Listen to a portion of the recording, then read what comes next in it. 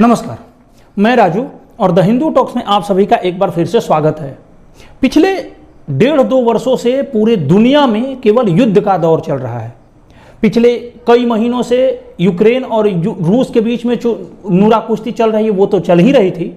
अभी पिछले 7 अक्टूबर के बाद से जो हमास और इजराइल के बीच में चल रहा है वो अब एक बहुत भयानक मोड़ लेता हुआ दिखाई दे रहा है, क्योंकि आपको पता ही होगा, जैसा कि न्यूज़ मार्केट में पूरे दुनिया में सब जगह चल रहा है कि हमास ने किस तरीके से उसके टेररिस्टों ने इजराइल के अंदर अचानक से अटैक करके उसके लगभग 1400 लोगों को मौत के घाट उतारा, जिसमें बहुत छोटे छोटे बच्चे थे, बहुत महिलाएं थीं, बुजुर्ग थे, बूढ़े थे, सभी लोगों को, मतलब अल्जाइमर के जो रोगी होते हैं, जो बेड पर पड़े होते हैं, जिनको ये मालूम भी नहीं होता कि वो जीवित हैं या मृत हैं, वैसे लोगों तक नहीं छोड़ा गया। केस तो ऐसे भी सामने आए हैं कि आप रूंगटे खड़े हो जाएंगे। जले हुए बच्चों के केवल दांत मिले हैं। आप एक ऐसा केस भी मिला है जिसमें एक माँ को उसको रेप किया जा रहा है और उसके सामने जो खाना बनाने वाला ओवन होता है, उस ओवन के अंदर उसके कुछ महीने के बच्चे को रख करके ओवन को ऑन कर दिया गया। वो बच्चा जल भूनकर पक गया, उसमें समाप्त हो गया और उस माँ का रेप होता रहा। कई लोगों ने रेप किया घंटों तक और उसके बाद उस माँ का भी गला रेत कर मार दिया गया। उससे पहले उस माँ का जो पति था, मतलब उस बच्चे का बाप था, उसको भी गोली मारी गई थी। ऐसे बहुत सारी घटनाएं हैं जिनके बारे में केवल धीरे धीरे कहानियां आ रही हैं। बहुत सारे लोग जो सरवाइव कर गए वो भी अब कहानियां बता रहे हैं। तो इतना बड़ा जो घाव जो फिलिस्तीन से जो आए हुए, गाजा पट्टी से जो आए हुए हमास के आतंकवादियों ने दिया, उसमें केवल हमास के आतंकवादी ही नहीं थे बल्कि गाजा पट्टी के आम लोग भी थे। उस वीडियोस में स्पष्ट रूप से दिख रहा है कि बहुत सारे आम लोग थे जो इजराइल में लूट मचाने के लिए, वहां की महिलाओं को रेप करने के लिए, यहूदियों का मर्डर करने के लिए घुसे थे। उसके बाद सबको पता था कि इस तरीके से यदि कुछ इजराइल के साथ किया जाता है तो इजराइल बहुत ही जबरदस्त और बहुत भीषण तरीके से रिएक्ट करेगा और उसका खामियाजा इन लोगों को मिलना चालू हो गया। इजराइल ने पहले बम्बार्डमेंट किया और पूरा गाजा को समतलीकरण किया। समतलीकरण करने के बाद अभी पिछले 3 दिनों से इजराइल के जो फोर्सेस हैं वो गाजा के नॉर्थ साइड से घुसना शुरू कर दिया है और वहां से धीरे धीरे हमास के आतंकवादियों को ठिकाने लगाना शुरू कर दिया। सबको पता था कि जब इजराइल ऊपर से बम गिराएगा तो भाई जहां पर हमास के टेररिस्ट होंगे वहीं पे बम गिराएगा। और हमास के टेररिस्टों ने एक प्लानिंग के साथ हॉस्पिटल्स में, विद्यालयों में, मदरसों में, मस्जिदों में शरण ली हुई थी। वहां पर अपने अड्डे बनाए हुए थे, वहां पर अपने जखीरा बनाए हुए थे। अब सवाल आपसे ये उठता है कि भाई अगर किसी ने अपने हथियारों का जखीरा हॉस्पिटल में बना रखा है, हॉस्पिटल में रख रखा है, वहां पर अपना अड्डा बना रखा है, तो इजराइल उसको खत्म करने के लिए पहले अनाउंसमेंट करेगा कि भाई उस हॉस्पिटल से जो आम नागरिक है वो आम नागरिक बाहर हो जाए। अगर आम नागरिक बाहर नहीं निकलते हैं, ढाल बनकर उस हमास के आतंकवादियों की रक्षा करने के लिए वहीं पे रुक जाते हैं, तो अंत में इजराइल के पास उस पर बम गिराने के अलावा कोई रास्ता बचता नहीं है। और इजराइल जो भी कार्रवाई कर रहा है वो पहले से इन्फॉर्म करके, नोटिस देकर, पैम्पलेट बांटकर कर रहा है कि भाई यहां पर हम बम गिराने वाले हैं, इसको खाली कर दो, क्योंकि वो हमास वालों का अड्डा था। तो इस तरीके से सबको पता था, हमास वालों को भी पता था कि जब इजराइल बम गिराएगा तो कुछ नागरिक भी मारे जाएंगे, तब उनके लाशों को बेच करके सेंटिमेंट जुटाया जाएगा। शुरू में तो इन्होंने प्रयास किया, हालांकि प्रयास अभी भी चल रहा है कि किस तरीके से फिलिस्तीन के नाम पर हमास वालों के लिए जो सपोर्ट जुटाया जाना चाहिए। उसी तरीके की कुछ रैलीज जो तमाम वेस्टर्न कंट्रीज है वहां पे चल रही है, और एक रैली भारत में भी बहुत जोरों शोर से चली जो केरल में हुआ।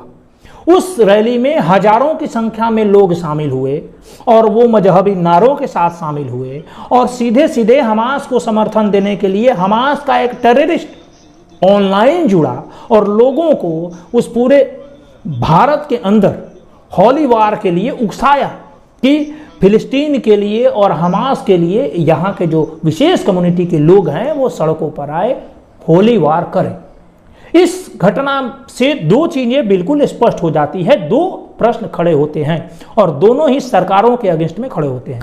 एक प्रश्न है केरल के खिलाफ कि भाई केरल में जो पुलिस थी, जो पूरा प्रशासन था, केरल की जो सरकार थी, क्या उसको मालूम नहीं था कि इस तरीके की घटनाएं चल रही हैं, इस तरीके की रैलियां ऑर्गेनाइज की जा रही हैं? अगर रैलियां ऑर्गेनाइज की जा रही हैं और उसमें विशेष कम्युनिटी के लोग विशेष तरीके के नारे लगा रहे हैं और एक पूरे दुनिया में डेजिग्नेटेड टेररिस्ट ऑर्गेनाइजेशन है हमास, उस हमास का आतंकवादी यदि लाइव होता है तो ये अपने आप में भारत के लिए कितना बड़ा खतरा है, इसको आप अंदाजा ही लगा सकते हैं।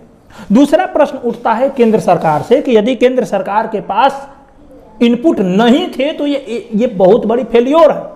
अगर इनपुट थे फिर भी केंद्र सरकार ने इसको रोकने का कोई प्रयास नहीं किया, उसी तरीके से चलता रहा, तो फिर ये भी एक केंद्र सरकार के ऊपर प्रश्न चिन्ह लगता है कि आखिर केंद्र सरकार अपना स्टैंड क्लियर क्यों नहीं करती।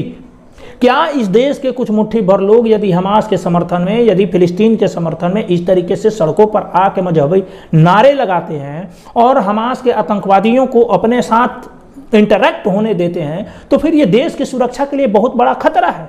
और इसी सुरक्षा के खतरा की ओर हम लोग और हमारे जैसे तमाम ऐसे लोग ध्यान दिलाना चाह रहे हैं कि भाई इस तरीके की चीजें न होने दिया जाए, क्योंकि हमास के अंदर जो टेररिस्ट शामिल हैं उसी तरीके के मानसिकता से भरे हुए यहां भी बहुत करोड़ों में लोग हैं। ये यहां के लोग और हमास वालों में कोई अंतर नहीं है, क्योंकि ये भी मौके की तलाश में है। अगर अंतर होता तो फिर हमास के आतंकवादियों से ये वार्ता क्यों करते, क्यों उसके साथ हमदर्दी दिखाते, उन जल्लादों के साथ अपना समर्थन जताते और जताने के लिए उनके साथ इंटरेक्शन करते, ऑनलाइन जुड़ते। इसका मतलब ये है कि यहां भी बहुत सारे ऐसे लोग हैं जो केवल मौके की तलाश में हैं, आज या कल वो मौका ढूंढ रहे हैं। अब सवाल ये भी उठता है कि भारत सरकार अपना स्टैंड क्लियर क्यों नहीं करती। भारत सरकार एक मुंह से इजराइल के साथ बताती है, दूसरे मुंह से फिलिस्तीन के साथ बताती है और हमास के अगेंस्ट में बताती है, लेकिन हमास वालों के साथ में, हमास जो टेररिस्ट ऑर्गेनाइजेशन है उसके साथ वाले जो लोग भी गए थे इजराइल के ऊपर अटैक करने के लिए, उनके बारे में भारत सरकार का क्या ख्याल है? क्या वो आम फिलिस्तीनी नहीं थे? वो भी आम फिलिस्तीनी ही थे जो इजराइल के अंदर यहूदियों को समाप्त करने के लिए घुसे थे और कई जगह लूट मार मचाई, रेप्स किए, मर्डर्स किए, ये सारी चीजें हुई। तो ये सारा चीज चल रहा है। तमाम वेस्टर्न कंट्रीज में भी उनके समर्थन में समर्थन जुटाने के लिए रैलियां हो रही है, भारत जैसे देश में हो रही हैं, लेकिन उनके समर्थन में कोई भी अब उस तरीके से खुलकर सामने नहीं आ रहा। इवन 57 मुस्लिम देश भी अब सामने नहीं आ रहे हैं, केवल वो मुख से समर्थन दे रहे हैं, लेकिन कोई भी ग्राउंड पर नहीं उतर रहा है। हालत तो ये है कि जो इजराइल और मतलब गाजा और जो मिस्र के बीच का जो बॉर्डर है, मिस्र पूर्ण रूप से इस्लामिक कंट्री है, लेकिन गाजा से जो भागकर आदमी लोग आना चाह रहे हैं मिस्र में, उनको भी बैरिकेड लगाकर रोक दिया गया है कि एक भी गाजा से जो फिलिस्तीनी है, गाजा वाले हैं, वो भागकर मिस्र में न आ पाए। तो ये है इनका आपसी भाईचारा और आपसी मेल मिलाप। इसी दरमियान में हमको एक वीडियो मिला जिसमें एक फिलिस्तीन के समर्थन में जो महिला थी वो कुछ कह रही थी। उससे जब पत्रकार ने कुछ सवाल किए, वो बहुत मजेदार है, आप देखिए। सवाल में ये पूछा गया कि यदि जो हमास वाले जो इजराइल वालों के साथ किए हैं, यदि वो आपके साथ होता तो आप क्या करते? यदि आपके बच्चे हैं, बच्चियां हैं, यदि उनको फिलिस्तीन वाले यानी हमास वाले उठाकर ले जाते तो आप क्या करते? इस पर महिला कहती है कि मैं भरसक प्रयास करती कि हमारे परिवार वापस आ जाए। बड़ी मजेदार वीडियो है, तो आप उस वीडियो को देखिए। और हाँ, कमेंट में अवश्य बताइए कि भारत सरकार को इस तरीके के जो आंदोलन तथाकथित यदि ऑर्गेनाइज होते हैं भविष्य में, तो उसके खिलाफ में कोई सख्त एक्शन लेना चाहिए या नहीं। दूसरा प्रश्न ये भी है कि क्या भारत सरकार अब अपना स्टैंड क्लियर करना चाहिए इजराइल के फेवर में या नहीं, क्योंकि इजराइल अनकंडीशनल समर्थक रहा है हमारा। हम जब भी मुसीबत में पड़े हैं, इजराइल हमारे लिए एक बहुत बड़ा मददगार होकर के सामने आया है। तो आपका जुड़ने के लिए बहुत बहुत आभार। आप हमें हमारे ट्विटर हैंडल पर भी फॉलो कर सकते हैं। आपका बहुत बहुत आभार। नमस्कार।